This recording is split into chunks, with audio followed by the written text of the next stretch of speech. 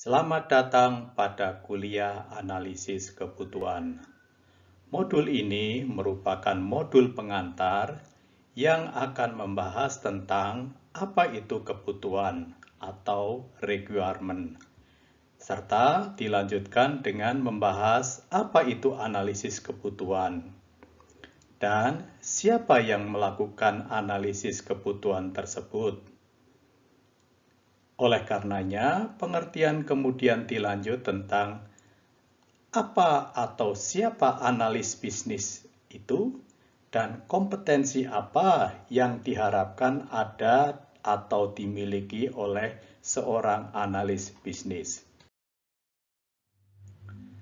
Apakah kebutuhan itu?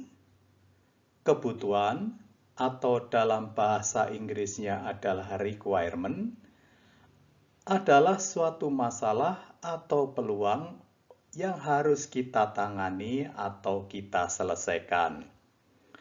Kebutuhan dapat menyebabkan terjadinya perubahan dengan cara memotivasi pemangku kepentingan untuk bertindak.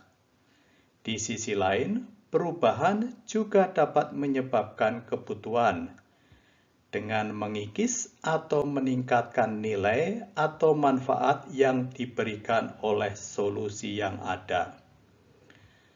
Di sini ada dua hal yang ingin saya jelaskan. Yang pertama adalah pengertian pemangku kepentingan.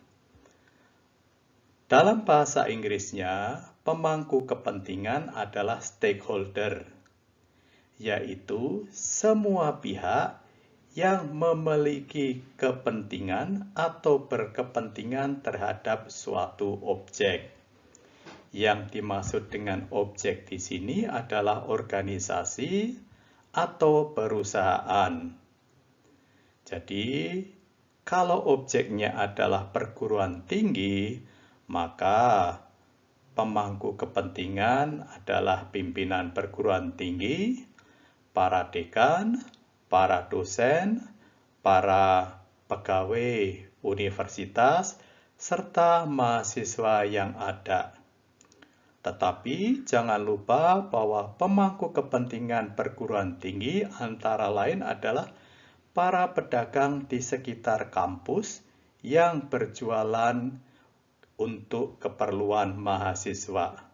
Artinya, pedagang tersebut memiliki kepentingan atas adanya universitas agar mahasiswanya datang ke warung dan membeli makanan yang disediakan. Oleh karenanya, penting bagi kita untuk menetapkan siapa pemangku kepentingan di dalam suatu sistem yang akan kita kembangkan.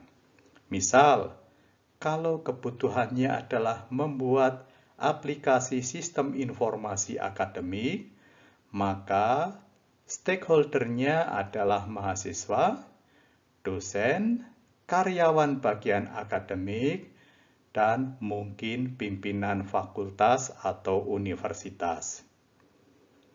Pengertian yang kedua adalah nilai. Nilai dalam bahasa Inggrisnya adalah value. Value merupakan sesuatu yang dipersepsi oleh penerimanya. Dipersepsi itu artinya dipahami, diterjemahkan, dimengerti, atau diterima. Jadi, kalau kita datang ke sebuah warung makanan yang bisa memberikan nilai atau value makanan warung tersebut adalah kita sebagai konsumen. Karena melalui penilaian kita, pemilik warung bisa mengetahui apakah makanan yang disajikan memberikan value bagi konsumen atau tidak. Oleh karenanya, definisi siapa konsumen, siapa user, siapa pemangku kepentingan merupakan hal penting di dalam kebutuhan. Apakah analisis bisnis itu? Analisis bisnis atau business analysis adalah sebuah praktek yang memungkinkan terjadinya perubahan dalam organisasi atau perusahaan dengan cara mendefinisikan kebutuhan dan merekomendasikan solusi yang akan memberikan manfaat kepada pemangku kepentingan. Ingat tadi definisi dari pemangku kepentingan atau stakeholder serta definisi nilai atau value dari slide sebelumnya. Analisis bisnis memungkinkan perusahaan untuk mengartikulasikan kebutuhan dan alasan perubahan, serta merancang dan menjelaskan solusi yang dapat memberikan manfaat. Analisis bisnis dapat dilakukan pada berbagai inisiatif dalam suatu perusahaan.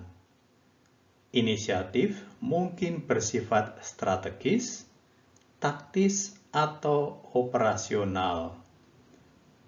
Inisiatif yang bersifat strategis menyatakan bahwa ide atau gagasan perubahan tersebut berada atau ada di tingkat manajemen strategis, misal di tingkat direktur atau di tingkat para kepala divisi, atau jika dikaitkan dengan perguruan tinggi, inisiatif bersifat strategis adalah inisiatif yang berasal dari pimpinan perguruan tinggi, rektor, dan para wakil rektor, atau mungkin juga kalau organisasinya adalah fakultas, inisiatifnya berasal dari dekan fakultas. Sedangkan inisiatif yang bersifat taktis adalah inisiatif yang berasal dari pihak manajemen menengah organisasi, misal para kepala bagian atau para kepala subbiro dan sebagainya. Sedangkan inisiatif operasional merupakan inisiatif atau gagasan yang berada di tingkat operasional. Analisis bisnis dapat dilakukan dalam batas-batas proyek atau sepanjang evolusi perusahaan dan upaya peningkatan berkelanjutan. Yang dimaksud analisis bisnis dalam batas-batas proyek artinya bahwa kegiatan analisis dilakukan pada saat kita mengerjakan sebuah pekerjaan atau proyek. Jadi ada batasnya.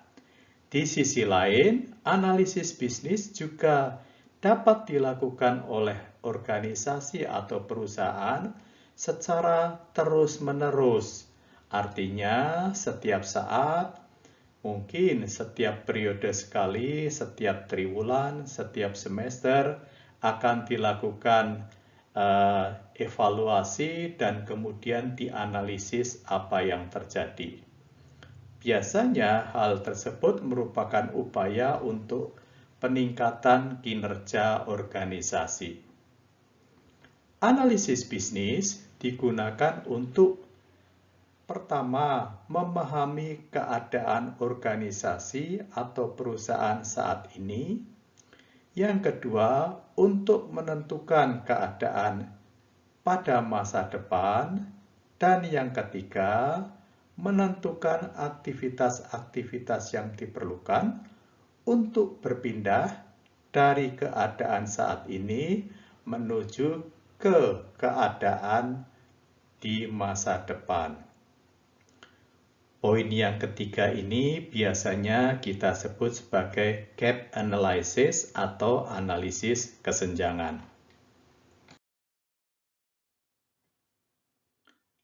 Analisis bisnis dapat dilakukan dari beragam perspektif.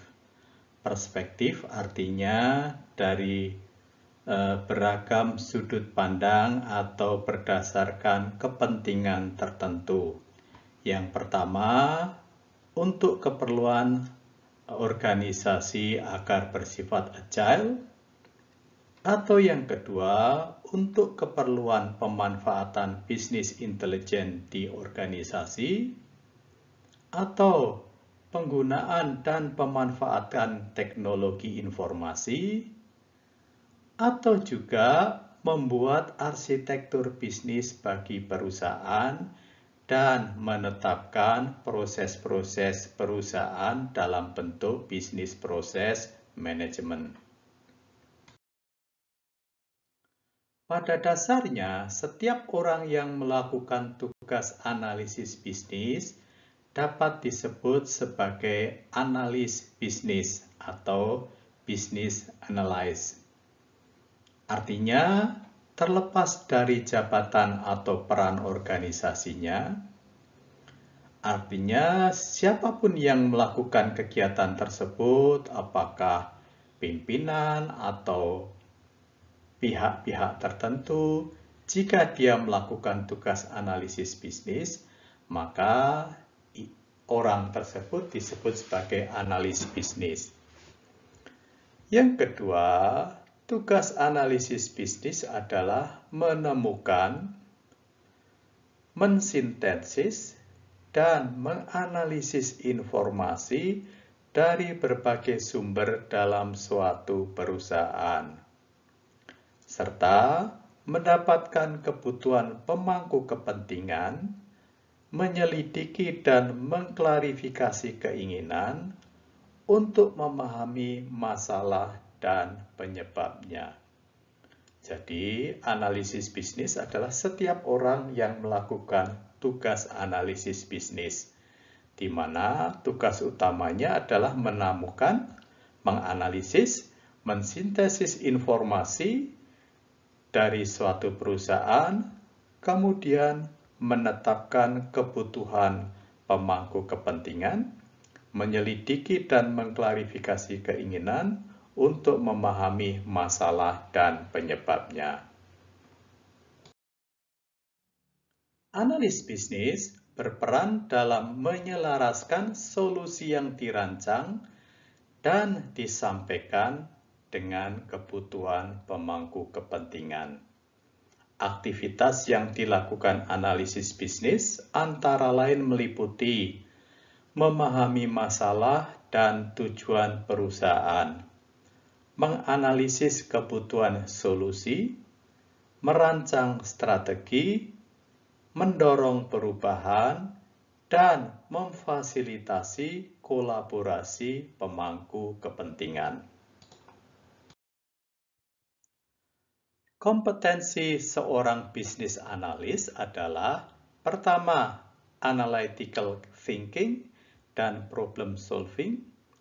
Artinya, seorang bisnis analis diharapkan memiliki kemampuan analitis dan menyelesaikan permasalahan dengan baik.